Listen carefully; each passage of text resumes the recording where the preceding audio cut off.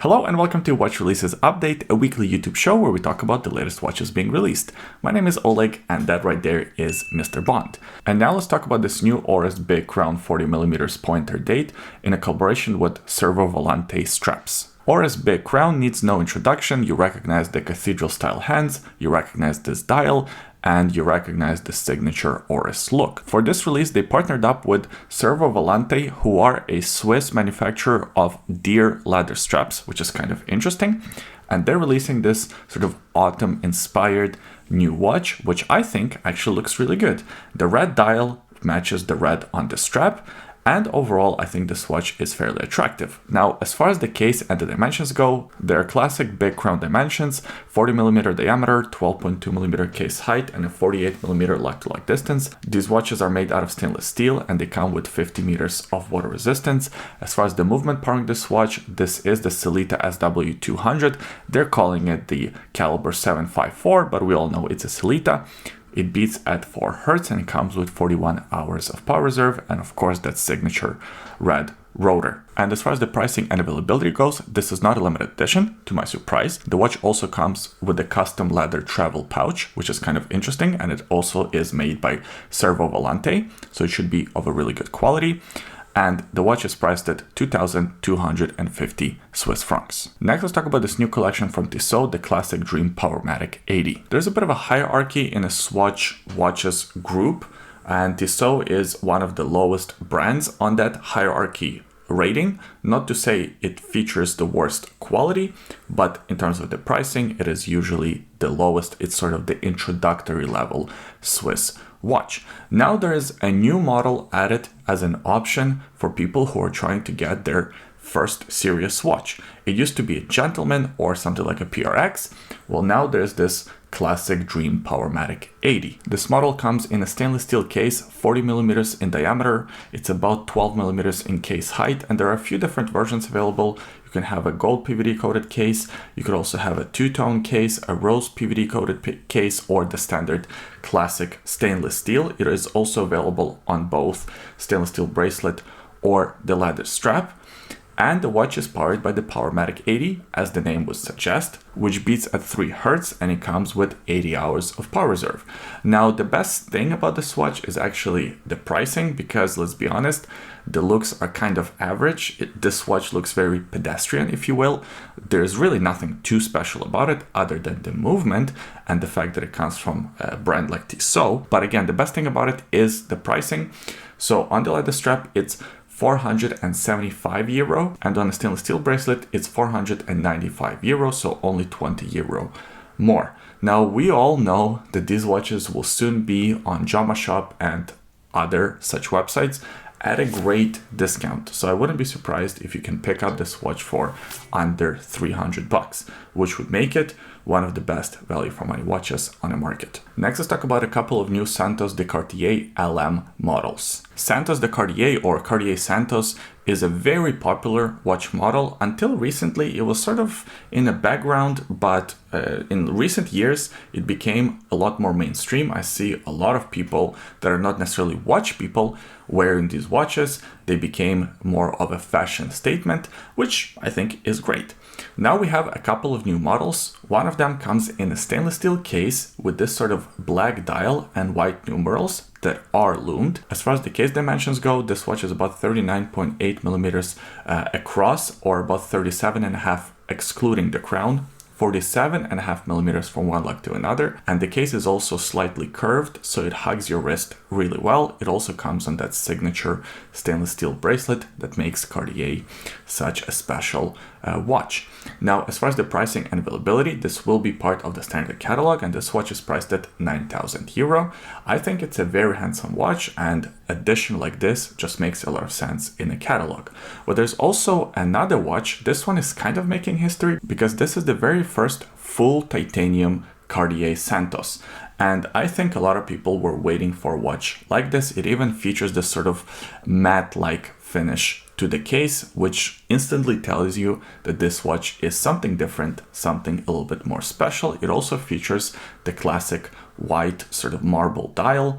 It also features exactly the same dimensions as the stainless steel watch I just talked about, and it is also powered by exactly the same movement. So is the caliber 1847 MC, which is an automatic caliber movement that beats at 4 Hz, and it comes with roughly 42 hours of power reserve.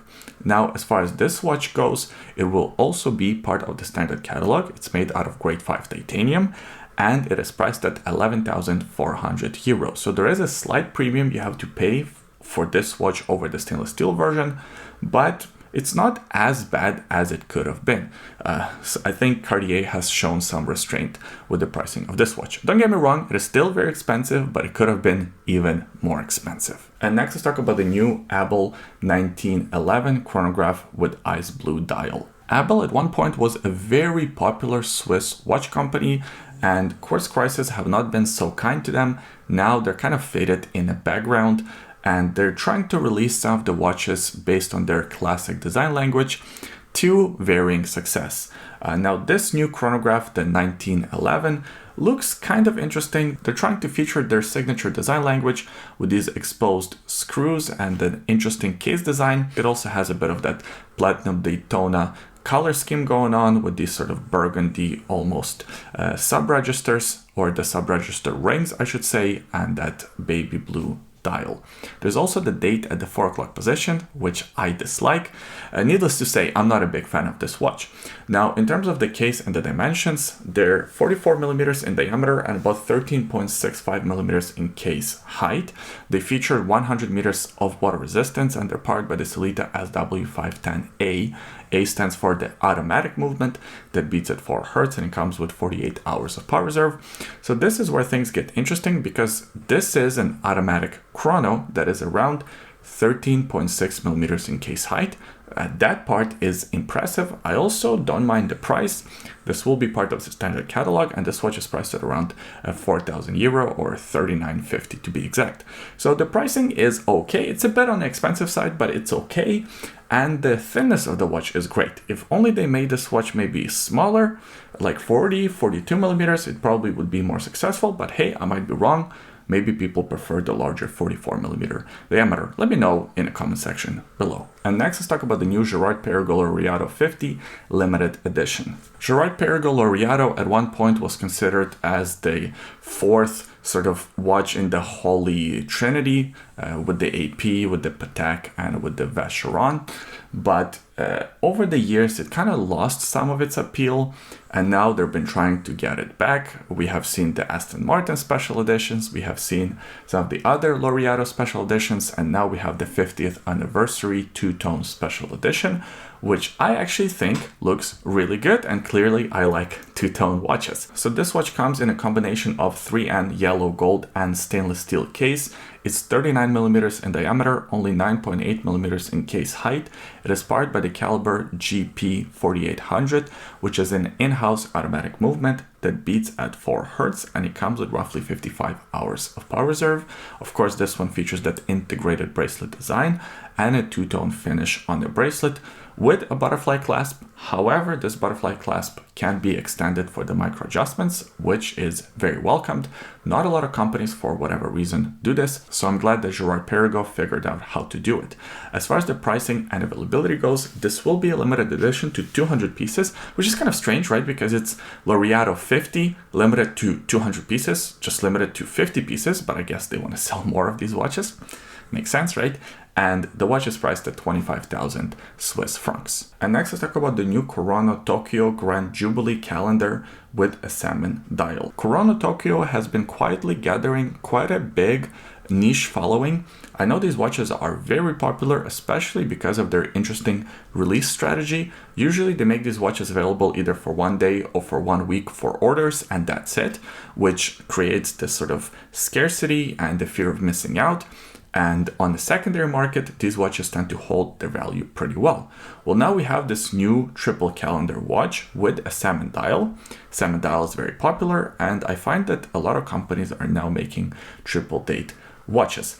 As far as the case and the dimensions go, this watch is made out of 316L stainless steel. It features a 38mm diameter, 11.5mm case height, and it has 50 meters of water resistance. As far as the movement goes, this one is powered by the Miyota caliber 9122, which is an automatic movement that beats at 4 Hz and comes with 40 hours of power reserve. And of course, it has a triple date calendar complication. And as far as the pricing and availability goes, this watch will be available for pre-orders on October 17th, 11 p.m. Japan time. And it will be available for a limited window. I can't really find how long it will be available for, perhaps a day or two. And once it's sold out, that's it. You can't get these watches anymore. And the watch is priced at 2,380 USD. And next, let's talk about the new Hublot MP17 Macadam Arsham Splash Titanium Sapphire. A lot of people, especially a lot of watch collectors, hate Hublot. I personally like them. I know they're a bit tacky and people that wear Hublots have a bit of a reputation, but you can't say that Hublot is not trying new things. They release weird watches, they release tacky watches, but sometimes they release interesting watches, like this release from 2024. It was this weird sort of pocket watch that was also a pendant, that was also kind of a desk clock. It was an interesting concept, to say the least. Well, now for 2025, they're releasing another limited edition, but this time it is a wristwatch that looks ugly as hell. Like, what the is this thing, man?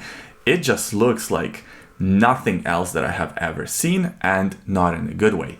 But hey, to each their own. Perhaps some other people might appreciate how this watch looks. Now, as far as the case and the dimensions go, it is made out of titanium and sapphire composites, so some parts are titanium, some parts are sapphire. It's 42mm in diameter, 15.3mm in case height, and it comes with 50 meters of water resistance.